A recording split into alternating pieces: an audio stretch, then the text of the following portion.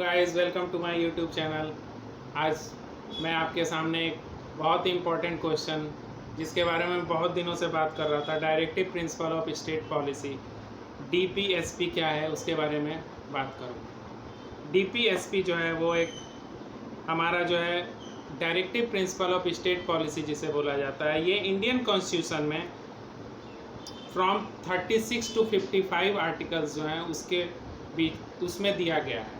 तो directive principle क्या बोलता है कि ये स्टेट को, कोई भी स्टेट जो है उसको कोई भी अपनी नीति या कोई भी तरह के अगर वो रूल एंड रेगुलेशन बनाता है तो वो लोगों को ध्यान में रख के इस चीज़ को बनाएगा कि उनके साथ किसी भी तरह का भेदभाव नहीं हो, किसी भी तरह का उनके साथ अंतर नहीं हो। बी आर अम्बेडकर, जिन्हें हम जानते हैं कि वो फादर ऑफ कॉन्स्टिट्यूशन हैं, उन्होंने डायरेक्टिव प्रिंसिपल के बारे में बोला कि ये स्पेशली डिज़ाइन किया गया है to establish social, economic and political stability. मतलब कि इससे हमें क्या होगा, सामाजिक, आर्थिक और राजनीतिक जो स्थिरता आएगी। मतलब इसमें उन्होंने ये भी बोला कि directive principle are like instruments, जो कि एक क्या है, इंस्ट्रक्शन है, जो कि गवर्न करने के लिए एक हमें इंस्ट्रूमेंट्स हैं जो कि हम कैसे गवर्न करेंगे वो हमें बताता है। और ये 1935 जो गवर्नमेंट एक्ट है उसमें इस चीज़ के बारे में दिया गया है।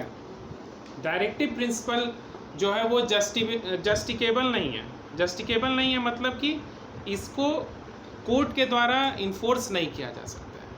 इसका मतलब क्या हुआ कि ये हमारा नीति है, मतलब राज्य का ये नीति है कि वो नीतिगत सिद्धांत पे चले। कोई नीति जो बनाए वो ये देख के बनाए कि सबको इससे फ़ायदा हो। अगर नहीं हो रहा है, किसी को लग रहा है, किसी व्यक्ति को कि हमारे ये फ़ायदे के लिए चीज़ नहीं है, तो इसके अगेंस्ट वो कोर्ट में नहीं जा सकता है। मतलब डायरेक्टिव प्रिंसिपल जो है उसके अगेंस्ट हम कोर्ट में नहीं जा सकते हैं। लेकिन अगर हमारा फंडामेंटल राइट जो है वो वायलेट हो रहा है, मतलब हमारा फंडामेंटल जो 6 फंडामेंटल राइट्स हैं, फंडामेंटल राइट्स के बारे में मैं एक वीडियो बनाने वाला हूं आपके लिए। सो गाइस, उसके लिए आपको ज़्यादा वरीड नहीं होना है। तो फंडामेंटल राइट्स अगर जब तक वायलेट नहीं हो रहा है तब तक हम कोर्ट में डीपीएसपी के अगेंस्ट कुछ नहीं कर सकते। तो डीपीएसपी जो है वो क्या है कि नॉट जस्टिकेबल है। अब आर्टिकल 37 जो है वो इसके बारे में बहुत सारी बातें बताता है कि पहला ये बोलता है कि नॉट जस्टिकेबल, मतलब कि जो अभी मैंने बोला कि नो लीगल राइट्स, कोई भी लीगल रेमेडीज़ नहीं है, लीगल राइट्स नहीं है कि आप इसके अगेंस्ट जो है कोर्ट में जा सकते हैं। फिर ये क्या है, फंडामेंटल है। फंडामेंटल का मतलब क्या हुआ कि ये गवर्नेंस, कैसे गवर्नेंस किया जाएगा, एक अच्छी गवर्नेंस है वो कैसी होगी, किस तरह से जो है राज्य चलाया जाएगा, राज्य के नीति क्या होंगे, कोई भी अगर स्टेट है वो क्या क्या पॉलिसीज़ बनाएगा। तो ये हमारे जो जितने भी स्टेट हैं या जितने भी तरह के लेजिस्लेचर हैं या लेजिस्लेटिव असेंबलीज़ हैं, वो इन चीज़ों का ध्यान रखती हैं कि कोई भी लॉ जो बनेगा वो इन चीज़ों को ध्यान में रख के बनेगा कि फंडामेंटल चीज़ें उसमें हों। फिर क्या होगा, ये एप्लीकेशन बेस्ड है, मतलब ऑल द डायरेक्टिव प्रिंसिपल जो वो उसमें पॉलिटिकल, सोशल और इकोनॉमिक चीज़ें होंगी, मतलब ये एप्लीकेबल होंगी। और ये चीज़ें जो है मॉडर्न डेमोक्रेटिक के लिए बहुत ही इम्पॉर्टेंट है। क्यों मॉडर्न डेमोक्रेटिक के लिए बहुत इम्पॉर्टेंट है?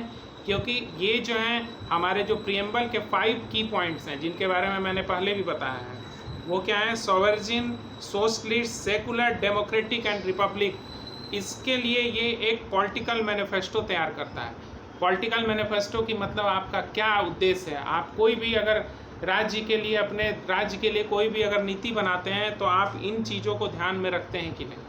अगर आप इन चीज़ों को ध्यान में नहीं रखते हैं तो आपका वो जो सिद्धांत है राज्य में कार्य करने का वो पूरा नहीं होगा। अब पर्पस क्या है डायरेक्टिव प्रिंसिपल का? तो पहला पर्पस ये है कि इकोनॉमिक और सोशल जस्टिस देना। इकोनॉमिक और सोशल जस्टिस का मतलब कि किसी भी तरह का भेदभाव नहीं करना किसी भी सिटीजन्स के साथ। दूसरा क्या है कि ये गाइडलाइन देता है किसको, गवर्नमेंट को। गवर्नमेंट के 3 पार्ट हैं जैसा कि आप सबको पता है, एग्जीक्यूटिव, लेजिस्लेचर एंड जुडिशरी। उनको एक गाइडलाइन देता है कि आप कैसे काम करेंगे।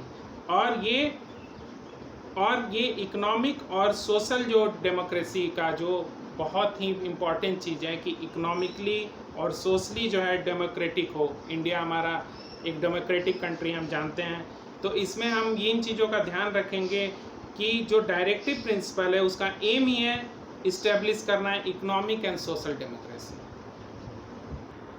अब इसका मैं इम्पोर्टेंस बताऊंगा।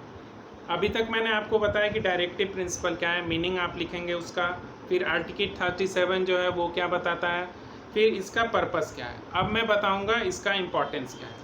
ये क्वेश्चन जो है 2 पार्ट में होगा, पहले मीनिंग बताएंगे, फिर आर्टिकल 37 के क्या प्रोविजंस हैं वो बताना है, पर्पस क्या है डायरेक्टिव प्रिंसिपल का ये बताना है, फिर इम्पोर्टेंस क्या है वो जो कि अभी मैं बताने वाला हूँ। फिर इसमें आर्टिकल 41, 45 और 46 के बारे में भी बताना है, जिसको मैं पार्ट 2 में बताऊंगा। अभी आप इम्पोर्टेंस ऑफ डायरेक्टिव प्रिंसिपल के बारे में समझिए। पहला इसका क्या इम्पोर्टेंस है कि ये सपोर्ट करता है पब्लिक ओपिनियन को। India is a democratic country, we all know. तो पब्लिक ओपिनियन यहाँ बहुत मैटर करता है, क्योंकि अगर आप पब्लिक ओपिनियन नहीं लेंगे तो एक डेमोक्रेटिक कंट्री होने का कोई भी जो रिक्वायरमेंट है वो फुलफिल नहीं होता है। अगर आप पब्लिक ओपिनियन लेंगे कि आप पब्लिक का क्या ओपिनियन है, गवर्नमेंट सही चल रही है कि नहीं, तो एक डेमोक्रेटिक कंट्री होने का जो रिक्वायरमेंट होता है कि एक डेमोक्रेटिक कंट्री में पब्लिक का ओपिनियन बहुत ज़रूरी है, वो फुलफिल होता है। दूसरा इसमें होगा maximum uses of national unity, मतलब कि क्या होगा कि नेशनल यूनिटी के बारे में बात होगी। ये जो है डायरेक्टिव प्रिंसिपल जो है एक कोहेसिव फोर्स होगा जो प्रमोट करेगा नेशनल यूनिटी को। मोरल प्रोस्पेक्टिव के लिए ये बात करेगा, यूजफुल होगा मोरल प्रोस्पेक्ट्स के लिए। मोरल प्रोस्पेक्ट का मतलब कि पीपल्स जितने भी लोग हैं यहाँ के, उनको एक ये लगेगा कि गवर्नमेंट जो है हमारे लिए अच्छा काम कर रही है, हमारे लिए अच्छा अगर काम कर रही है तो हमारा ये मोरल प्रिंसिपल है कि हम अपने कंट्री, अपने गवर्नमेंट के लिए अप्रिसिएट करें इन चीज़ों को। और ये कोर्ट के लिए जो है, कोर्ट के लिए भी बहुत ये यूजफुल है। किस चीज़ में? बहुत सारे जो कोर्ट्स होते हैं वो कोई भी जजमेंट देने में DPSP के जो सिद्धांत होते हैं उनको फॉलो करते हैं, गाइडलाइंस को फॉलो करते हैं वाइल डिलीवरिंग एनी जजमेंट। और कॉन्स्टिट्यूशन में ये चीज़ें इसलिए दी गई थी कि सारे जो गवर्नमेंट के जो तीनों पार्ट हैं वो इनका टाइम टू टाइम पे इन चीज़ों को देख सके, फॉलो कर सकें। एक वैल्यूएबल गाइडलाइंस देता है। गाइडलाइन क्या देता है कि कैसे जो किस डायरेक्शन में यूनियन या स्टेट गवर्नमेंट एक्ट कर रही है, मतलब एक जैसे लाइट हाउस होता है उस तरह ये काम करता है कि ये बताता है कि ऑनेस्टली आपको इम्प्लीमेंट करना है हर एक स्कीम को। फिर ये हमें और भी बहुत सारे चीज़ों के बारे में बताता है, जैसे ideal of A welfare state. एक वेलफेयर स्टेट कैसे होगा? अगर आप वहाँ पे वेलफेयर स्टेट तभी होगा जब डायरेक्टिव प्रिंसिपल की पॉलिसीज़ को आप वहाँ पे लागू करोगे। डायरेक्टिव प्रिंसिपल की पॉलिसी क्या है? Economically, socially and politically development करना। फिर क्या है कि ये फाउंडेशन है इकोनॉमिक डेमोक्रेसी के बारे में, जिसके बारे में मैंने पहले भी बताया था। इकोनॉमिक डेमोक्रेसी का मतलब क्या हुआ कि हर एक सेक्शन ऑफ सोसाइटी के लिए जो है वो इक्वली काम करना। और जो हमारा डेमोक्रेसी है उसका ये बहुत ही इम्पॉर्टेंट पार्ट होता है कि इकोनॉमिक डेमोक्रेसी के बारे में हम बात करें, क्योंकि इकोनॉमिक प्रिंसिपल जो है वो प्रोवाइड करता है economic dimension to make triangle. Triangle का मतलब क्या होता है? ट्रायंगल में तीन एंगल्स होते हैं, तो इसमें इकोनॉमिक, सोशल और पॉलिटिकल 3 चीज़ें आती हैं जो कि एक ट्रायंगल बनता है हमारा। तो इकोनॉमिक, सोशल, पॉलिटिकल, तो ये बहुत इम्पॉर्टेंट चीज़ है। और फिर क्या है कि fundamental in the governance of country, मतलब फंडामेंटल ये चीज़ कैसे है, क्योंकि ये मेकिंग कोई भी अगर लॉ बनाता है स्टेट तो उसके दिमाग में ये हमेशा रहता है कि आर्टिकल 37 जो बोल रहा है, कि आर्टिकल 37 हमारा क्या बोल रहा है कि फंडामेंटल चीज़ों को लागू किया जाएगा। Sovereign, secular, socialist, democratic republic India है, उसके सिद्धांत को फॉलो करते हुए जितने भी तरह के चीज़ें हैं for the governance of country वो लागू किया जाएगा। तो यहाँ पे ये टॉपिक ख़त्म हुआ। अब मैं पार्ट 2 जो बनाऊँगा उसमें मैं आर्टिकल 41, 45 एंड 46 के बारे में बताऊँगा। आई होप आपको ये वीडियो अच्छा लगेगा। कमेंट कीजिए, मुझे जो है आपके कमेंट का इंतज़ार रहता है। आई होप आप लोग इसको अच्छे से समझेंगे और कमेंट करेंगे। Thank you.